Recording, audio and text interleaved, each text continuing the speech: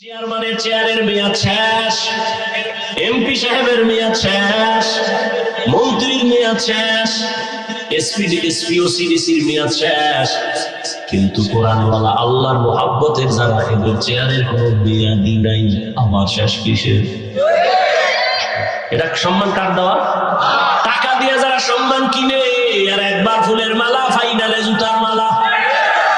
আমার আল্লাহ দেওয়ার সম্মান যারা নেয় এরা দুনিয়ার বাদশাহ, পরকালের বাদশাহ। ইয়া আইয়ুহাল্লাযীনা আমানুত্তাকুল্লাহা ওয়া তানজুর নাফসুম মা কদ্দামাত লিগাদিন ওয়াত্তাকুল্লাহ। তোমার সামনের জীবনের জন্য কি অর্জন করেছো? যেই জীবনের শুরু আছে আর কোনোদিন শেষ হবে না। এ দুনিয়া কিছুই না। পরকাল জীবনের জন্য কি অর্জন করেছো রে বাবা? জীবনের হিসাব দুইটা, যেতে তো হবেই। পালানো কি যাবে? যাবে না। মরণ থেকে যতই পালাও মরণ তোমায় নিবে ঘিরি। যদিও শুধু আকাশ পানে লুকাও সেটাই লাগিয়েছি। নদী পথে নৌকা চালাও ও মাঝি ভাই, বেলা ডোবার আগে আমি ওপার উঠতে চাই। ডুবে গেলে বেলারে আর উঠে না, ভেঙে গেলে বেলারে আর জমে না। এই যুবকেরা, যৌবনের ভাগ কয়দিন? তোর আব্বার দিয়ে তাকায় দেয়, তোর দাদার দিয়ে তাকায় দেয়। তোর মতো ভাব তো ছিল, আজকে লাঠি ছাড়া চলতে পারে না। কি মাস্তানি গো? একই আগুনে রান্না করে আমার আম্মা জান, একই মশলা, একই তরকারি, একই ভাত, একই চুলায় রান্না করার পরে একই দস্তরখানে বসলাম। আব্বা খায়, আম্মা খায়, ভাই খায়, বোনেরা খায়। আমরা সবাই একই খানা খাইয়া আব্বা আম্মা প্রতিদিন হয় দুর্বল, আর একই খানা খাইয়া আমরা সন্তানেরা হই সবল। কারণ কি? এই বুদ্ধিজীবীরা এত বুদ্ধি জবাব দাও তো, এর কারণ কি? একই তরকারি, একই মশলা, একই হাতে রান্না। আব্বা আম্মা খাইয়া হয় দুর্বল, আমরা ছেলে মেয়েরা খাইয়া হই শক্তিশালী স্বভাব। কারণ কি? এত বুদ্ধি তোমার, একটু জবাব দাও তো।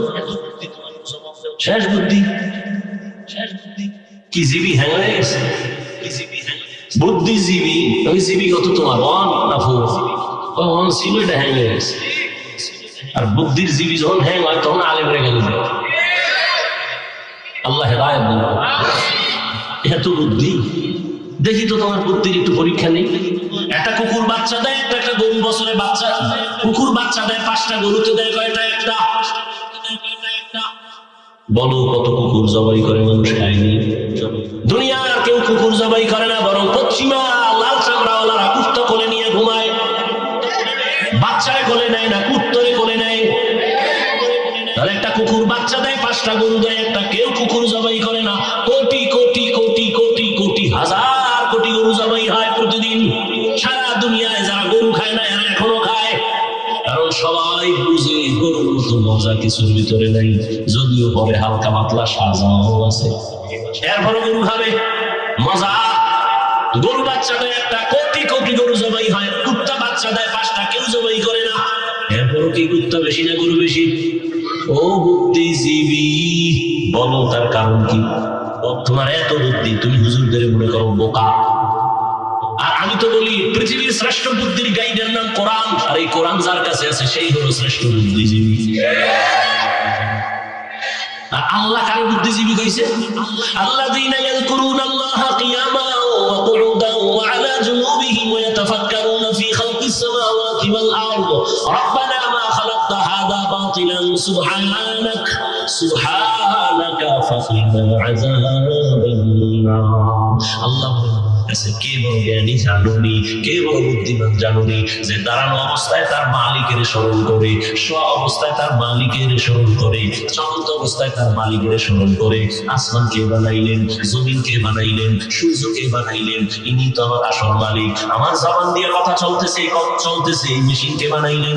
এর মাইকে কথা বলি, হঠাৎ করে তারে আগুন লেগে যায়, মেশিন বন্ধ হয়ে যায়, মাইক বন্ধ হয়ে যায়। আর আমার জিহ্বা নামের মেশিন চলতেছে, কোটি কোটি কোটি কথা সাপ্লাই হচ্ছে। 1 সেকেন্ডের জন্য গাল ব্যথা করে, ঠোঁট ব্যথা করে, কপাল ব্যথা করে, জিহ্বা কখনো ব্যথা করে না, জিহ্বার কথা বন্ধ হয় না। ঘুমের ভিতরেও চলে। আমি ঘুমাইয়া মইরা গেছি বেহুশ, কিন্তু আমার জিহ্বা চলে। কতজনে কত মন্ত্র পড়ে ঘুমাই ঘুমাই, আওয়াজ হইতেছে, মন্ত্র চলতেছে, সারাদিন যে কল্পনা করছে জিব্বা দিয়ে বলতেছে। এরে আল্লাহর গোলাম, ওই মালিকের এখনো ছিল নাই, তাহলে তুমি তো এখনো বোকাই রয়ে গেলা। ওই মালিকের চিনো, তার সাথে সম্পর্ক তৈরি করো, আর তাকে যারা চিনে তাদের সাথে সম্পর্ক তৈরি করে পরকালের সম্বল সঞ্চয় করো। এই যে এতক্ষণ বয়ান করতেছি, অনেকে মনে মনে ভাবতেছেন কি জানি বুঝাইতে চাই। না, কোনো ভয় নাই, আমি একবারও তোমাকে হুজুর বানাতে বলি না, হুজুর হতে বলি নাই। আমি বলবো না তুমি পাস করলি দাও, আমার মতো কওমি মাদ্রাসায় যাও, তাবলীগে যাও, পীরের কাছে যাও, না হয় জাহান্নামে যাইবা। একবারও বলি না, বরং তোমাকে সাপোর্ট দেই, সাপোর্ট। স্কুলে করো আলহামদুলিল্লাহ, কলেজে করো আলহামদুলিল্লাহ, চাকরি করো আলহামদুলিল্লাহ, ব্যবসা করো আলহামদুলিল্লাহ, বাধা নাই।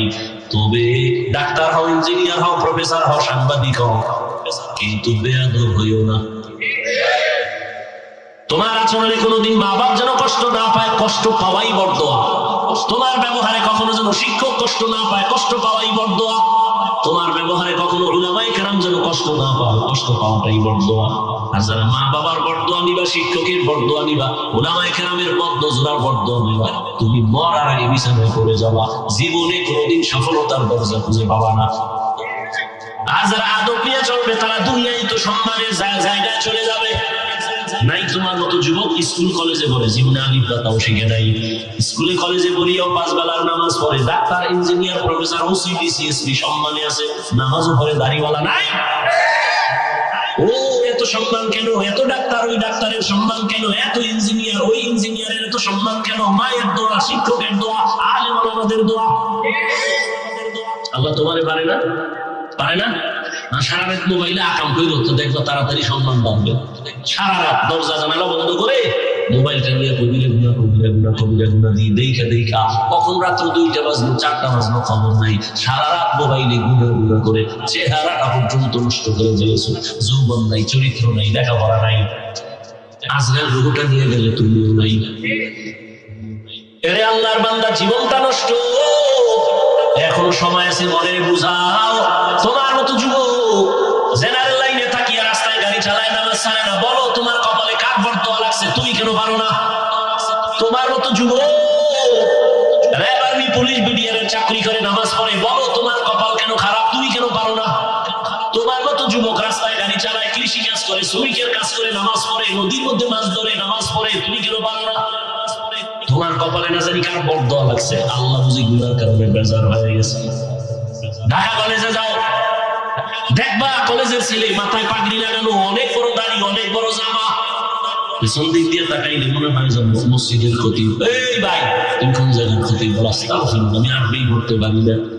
তাহলে তুমি করো কি? ঢাকা কলেজে পড়ি তো এই হালাত কেন? তোমার মাথায় পাগড়ি, দাড়ি, জামা। মা বাবার দোয়া, শিক্ষকের দোয়া, আর উলামায়ে কেরামের নজর লাগাইয়া রং পাল্টাই গেছে। এইভাবে চলো, এইভাবে চলি। আমি কলেজে পড়ি, পাগড়ি খুলি না, কলেজে ক্লাস করি, নামাজ ছাড়ি না, কলেজে ক্লাস করি, জামা খুলি না, কলেজে ক্লাস করি, নামাজ ছাড়ি না, পাগড়ি খুলি না, দাড়ি কাটি না। এ বানায় বলতেছি, তাহলে তোমার কপালে অবশ্যই কারো বরদোয়া আছে, তুমি পারো না কেন? কোটি টাকার মালিক ব্যবসা করে, নামাজ ছাড়ে না, দাড়ি কাটে না, বেপরদায় চলে না, তুমি কেন পারো না? তোমার মতোই তো বাবা। এই যে বলতেছি, আমি তো হুজুরের গুণগান গাইতেছি, তা কেমনে বুঝাইলে তুমি পাও ধরলে বুঝবা? বলো, তাহলে আমি নিচে এসে পাও ধরি। আর যদি বলো না তোমরা ঠিক আমরা বেঠিক, তো দলিল দাও কোরআন থেকে, বা কোরআনের একটা ভুল বের করো, এখন দাড়ি কেটে ফেলবো, প্যান্ট শার্ট টাই লাগায় নাচ গান শুরু করবো। কোরআন ভুল মানে সব ভুল, কোরআন ঠিক নাই মানে আল্লাহ ঠিক নাই, জমিন ঠিক নাই, কিচ্ছু ঠিক নাই। আমাদের মূল পুঁজি কোরআন। ভুল একটা বের করো, এখন থেকে আল্লাহর বিরুদ্ধে নেমে যাও। আর যদি তোমার বিবেক বলে না হাফিজ ভাই আপনারাই সঠিক, আমরা শয়তানের ধোঁকায় পড়ে ভুল পথে আছি, তাহলে তোমার সাথে কোনো রাগ নাই, তোমার পা ধরে বলবো, আগায় আমি পাও ধরে বলবো, আর নামাজ ছাড়ি আমার আল্লাহরে বেজার করিও না। ওরে জীবনে তো কম নামাজ ছাড়ো না, মানুষের একটা শখ থাকে, এখন কি শখ মিটে নাই? জীবনে তো পার্কে কম ঘুরলি না, এখন কি ফেরার মতো অন্তর তৈরি হয় নাই? জীবনে তো রাতের ভর গুনাহ কম করলা না, এখন কি তওবার নিয়ত করা যায় না? আরো গুনাহ করতে মনে চায়? আর কত? দেখতে দেখতে হায়াতের অর্ধেক শেষ। ইদানিং যত মরণের লাশ, বেশি বেশি সুস্থ মানুষ আর যুবকের লাশ। করোনায় যুবক নাই, ডেঙ্গুতে যুবক নাই, ছাত্র জনতার বৈষম্য বিরোধী আন্দোলনে যুবকের লাশ, গাড়ির নিচে যুবক, পানির নিচে যুবকের লাশ, ঘুমের বিছানায় যুবকের লাশ, অসুস্থ রোগীটা লাঠি নিয়ে চলে, সুস্থ লোকটা মরে যায়, হঠাৎ কি হয়েছে? স্ট্রোক হয়েছে। হায়াত তো শেষ, আর কয়েকদিন বাঁচবে। এখনো কি গুনাহ কইরা সব মিটে নাই? কম তো দৌড়াও নাই পার্কে পার্কে, গুনাহ তো করো নাই, এখনো কি তওবা করবে না? আল্লাহর কাছে এখনো সময় আছে, তওবা করো।